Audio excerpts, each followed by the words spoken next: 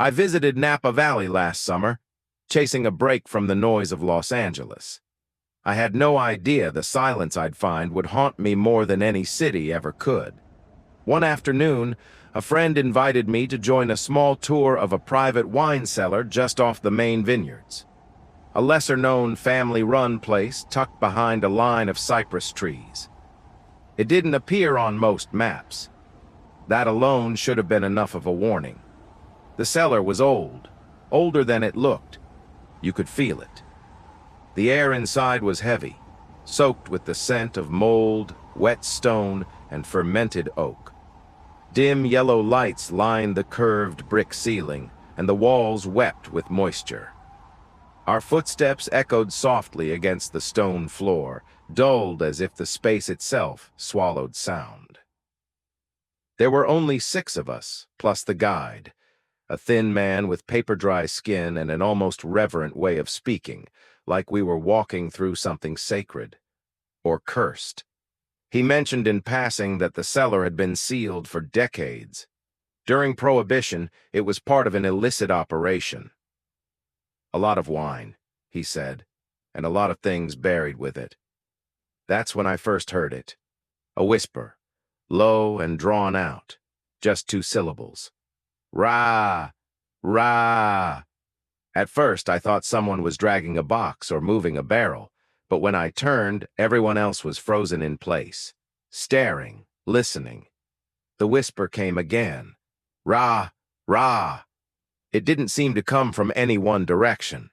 It drifted, like smoke, curling from the rows of ancient barrels lining the stone alcoves. I tried to pinpoint the source, but it faded the moment I stepped closer, like it knew I was looking. The guide acted like he didn't hear it. He just smiled thinly and led us deeper. We passed iron gates, some still rusted shut, with initials carved into the walls. I remember seeing dried red stains near the floor, almost too dark to notice unless the light hit just right. My phone buzzed once, a text from my friend walking beside me. "You hear that, right? Please tell me you hear that." I didn't reply. The further we went, the more frequent the whispers became, sometimes urgent, sometimes playful, always just out of reach. "Go back. Not yet. Stay with us." But when we tried to record them, nothing. I played back one clip and all I got was silence. Dead, empty silence. Then something strange started happening. Every time we got near the stairwell to leave, the whisper changed. It became clearer. "Don't go. It's not over." We tried to ignore it. We laughed nervously, pretended it was just weird acoustics. But none of us were smiling when we noticed our shadows. They were wrong. The dim lights cast shapes that didn't match our movements. One shadow moved after the rest of us had stopped. Another one stretched longer, bending around a corner we hadn't walked past. One shadow didn't belong to anyone. It just stood there, still, watching. The guide never turned around. He walked on, silent. When we finally reached the exit, he said nothing. Just opened the old door and let the light pour in. Outside, we didn't say much. Everyone left quickly. No one exchanged numbers. My friend and I drove back in silence. When we listened to the recordings again at the hotel, they were all blank, except for one. At exactly 13 minutes into the recording, there was a whisper, faint, breathless. "Why did you leave me?" It wasn't either of our voices. I deleted the file. But I still hear it. Sometimes in the dead of night just before sleep takes me. Not in the recordings, not in my room. From somewhere deeper, somewhere beneath.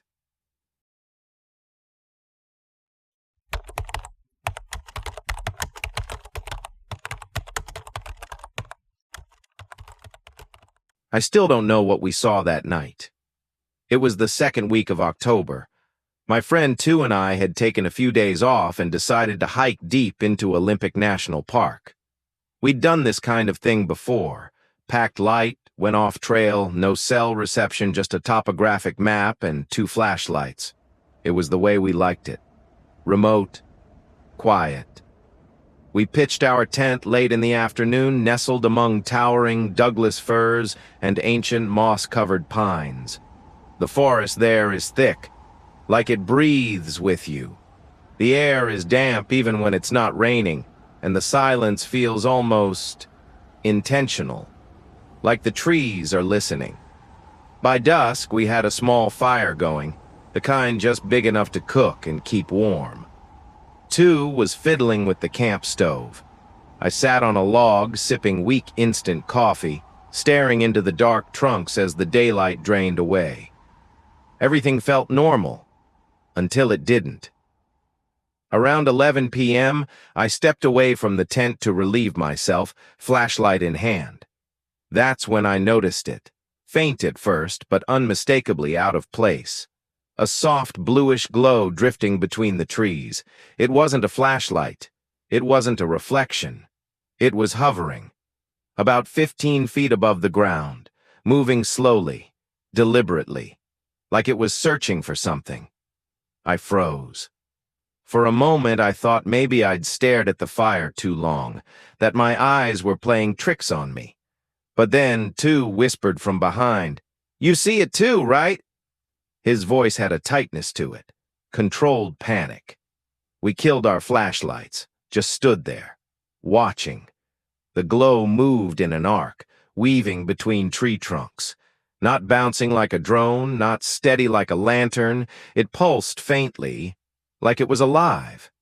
And it made no sound, no humming, no crackling, not even the rustle of branches. Just that light, gliding silently through the woods. After a full minute, it stopped, right above a clearing about 20 yards from us. Hung there still, flickering slightly like candlelight underwater. Then it vanished. Just snuffed out, not faded, gone. We turned our flashlights back on, bolted the zipper shut on the tent, and sat there in the dark, not saying much. Two kept glancing at the tent walls like he expected them to start glowing. I didn't blame him. I couldn't shake the feeling that whatever it was, it had noticed us. We didn't sleep. Around 3 a.m., Two said he could hear something outside. Like crackling, faint, intermittent. I pressed my ear to the tent fabric. At first, nothing. Then I heard it too, like embers snapping, low and steady. But there was no fire. We had doused it hours ago. When the first light of dawn finally crept through the canopy, we emerged slowly, hesitantly, still expecting to see, I don't know, burn marks? A fallen tree? But what we found was worse. Right where the light had hovered, the pine needles were blackened, singed in a perfect circle about 6 feet wide. In the middle, a small pile of charred wood and ashes like the remains of a campfire. But we hadn't built any fire there, and no one else was around. No footprints, no gear. Just that strange, unnatural burn mark. We packed up in under 10 minutes. Didn't even eat. Just hiked straight out. 10 miles, barely a word spoken. I kept glancing over my shoulder, convinced I'd see that blue light again. But we didn't. We've never been back. Sometimes, late at night, I'll look out my apartment window into the distant trees beyond the highway. I know it's impossible. But every now and then, I swear I see a flicker of blue light. Just for a second. Then it's gone. And I remember the silence, the circle of ashes, and how it felt like something ancient had been watching. Still is.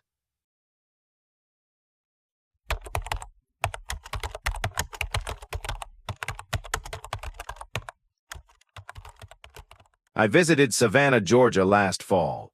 I was traveling alone, just me, my camera, and a list of supposedly haunted places that I had pulled from forums and local legends. Savannah has no shortage of them, but there's one place I hadn't seen mentioned much. That's what drew me in. It was a modest two-story house tucked between more touristy spots near Lafayette Square. The sign out front read, Hargraves Memorial Home, public exhibit hours, 10 a.m. to 5 p.m. I assumed it was one of those old manor houses turned into a makeshift museum. Nothing flashy, no long lines, no ghost tours. Just a creaky porch and a quiet, open door. Inside was exactly what you'd expect.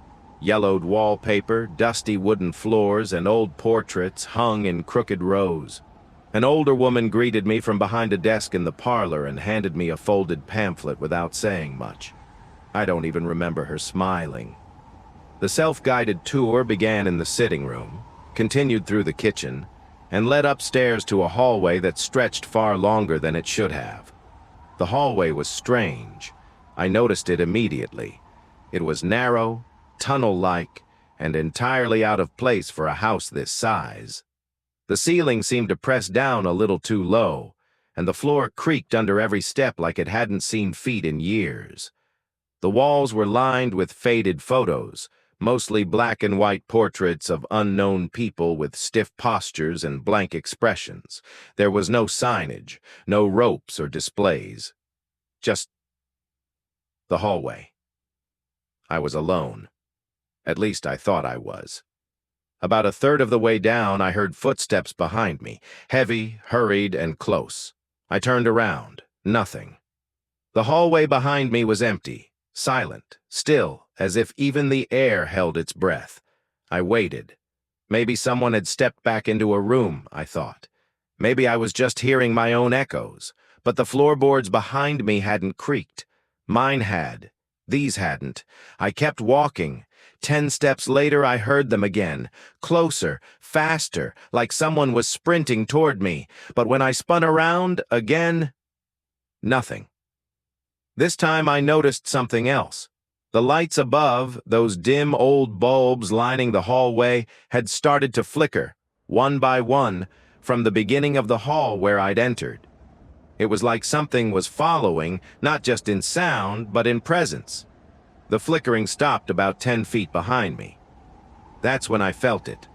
A rush of cold air down my spine. The kind of cold that doesn't just touch your skin, it burrows in, like it remembers you. I turned again.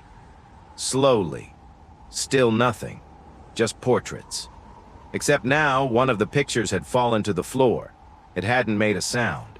It was a photo of a man in his 30s, his features blurry as if the image had been dragged across the frame. I bent down to pick it up and noticed something even stranger. The wall behind where the photo had hung. It had no nail, no hook, no hole. There was no reason for that photo to be there, or to fall, or to exist. I stood up and continued walking, quicker this time. My nerves were fraying. The hallway should have ended, but it didn't. I remember distinctly. I counted my steps.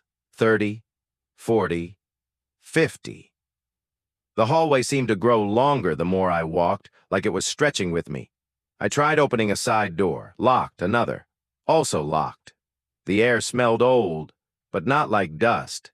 It smelled wet, like soil or mildew or something that had been buried too long. The footsteps came back. Louder. I turned. Still nothing. But this time the last light behind me went out. I ran. My feet thundered down the corridor as the lights above began to die out one by one, chasing me. My shadow warped along the walls, twisted in unnatural ways as if it didn't belong to me. Just when I thought I would hit a dead end, I burst into a room. The hallway ended. Just like that. An abrupt, sudden stop into what looked like a library filled with old war memorabilia and antique dolls behind glass. I turned back. The hallway was maybe 15 feet long.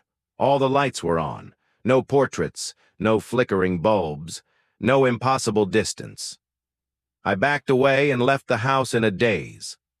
Later, I returned to my motel and looked up the Hargraves Memorial Home.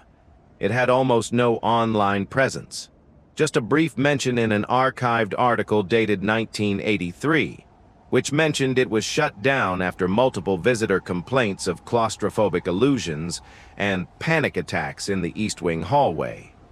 It reopened recently under a new trust, but the hallway wasn't supposed to be open to the public. Not anymore. And the weirdest part? I checked the photos I took with my camera. Everything showed up, except the hallway. Nothing but a black void. Slide after slide of darkness. And one photo, at the end of the sequence, one I never took. It showed the hallway, all right. Long, dim, flickering. But I wasn't in it. Only a blurry shape, running, straight at the camera.